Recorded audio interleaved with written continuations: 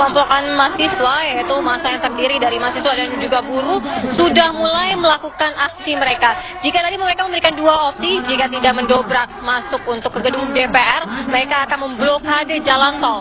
Setelah memblokade jalan, mereka kini berusaha untuk memblokade jalan tol. Seperti yang terlihat di belakang saya, memang sudah banyak sekali massa yang terdiri dari mahasiswa dan juga buruh mulai menaiki pagar jalan tol yang masih utuh. Kemudian mereka juga sudah mulai menerobos memasuki jalan tol ketika pagar yang sudah berhasil mereka rubuhkan sebelum sholat Jumat mereka lakukan.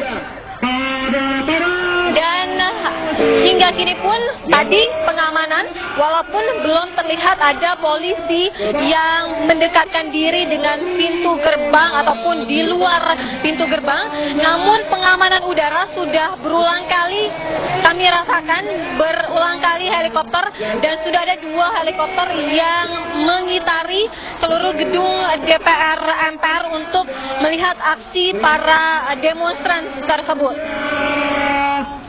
Dan hingga kini mereka masih terus berdiri di pembatas antara jalan raya dengan jalan tol di depan gedung DPR MPR. Alvito.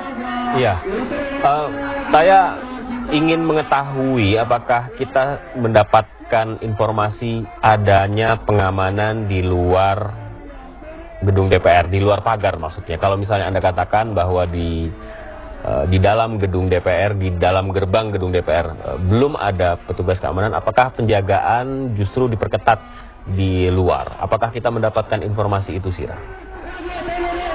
Iya, Alvito, sejauh tadi saya mengabarkan sebelum sholat Jumat dilakukan oleh para demonstran, saya sempat mengabarkan di luar pintu gerbang DPR MPR dan saya tidak melihat adanya pengamanan kepolisian yang berada di luar. Saya sempat melihat ketika mahasiswa ataupun buruh yang melakukan aksi membuka jalan pagar jalan tol begitu, tidak ada pengamanan kepolisian, namun saya sempat melihat ada dari pihak lalu lintas yang berada di sekitar pagar yang dirobohkan. Itu pun kami tidak melihat terlalu banyak, hanya beberapa saja.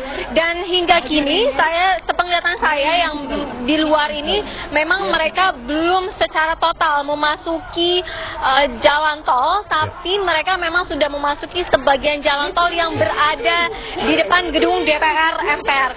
Mereka sudah masuk situ dan sebagian menutupi jalan tol dari arah Semanggi menuju ke Selipi dan juga arah lainnya. Ya, baik.